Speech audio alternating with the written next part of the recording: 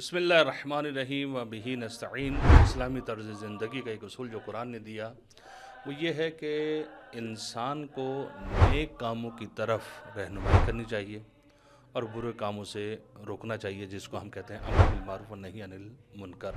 और बेहतरीन शख्स वही है कि जो लोगों को खैर की दावत दे, अच्छाई की दावत दे, भलाई की दावत दे और अमर बिल मारूफ व नही अनिल मुनकर करे। यकीनन इसके कुछ शराइत हैं, लेकिन बहरहाल पहली बात यह है कि ख़ुद शख्स को इल्म होना चाहिए कि ये नेकी है और ये बुराई है। यकीनन अगर हम इस तरीके से दावत देंगे लोगों को तो माशरा जो है अच्छा होता चला जाएगा।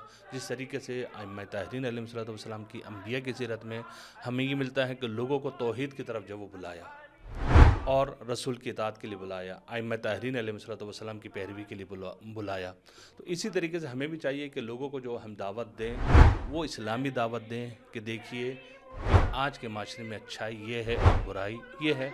हर एक जो है बहरहाल जो अक्ल व शऊर रखता है उसको पता है।